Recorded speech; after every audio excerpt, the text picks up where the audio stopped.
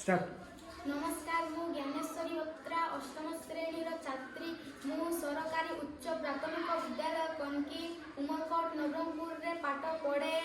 विकसित भारत 2025 प्रोग्राम रे मो टीम रो प्रोग्राम शीर्षक रही पेपर एंड क्राफ्ट बा कागज हस्तशिल्प शिल्पर विभाजकरण रे हस्तशिल्प एउची अन्यतम हस्तशिल्प मध्य कागज हस्तशिल्प अनेक गुरुत्व बहन करे।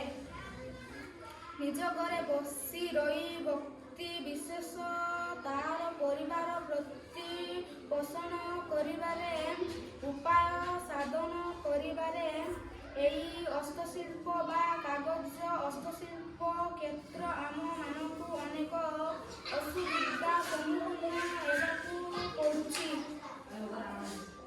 सेई सबु असुविधा एवं समाधान गुड़िकु मु विश्लेषण करिबाकु जाउछि।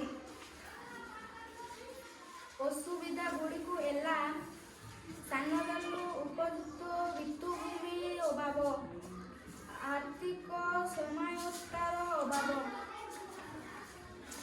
कलाकु सानबेलु चिन्हिबारे अक्षमता, सरकारी समायत्तार अभाव एवं सरकार और प्रशासन अन्य बेकार इत्यादि।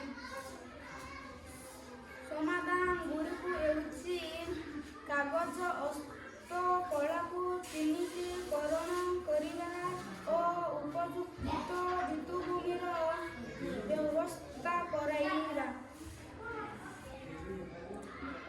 सरकारଙ୍କ द्वारा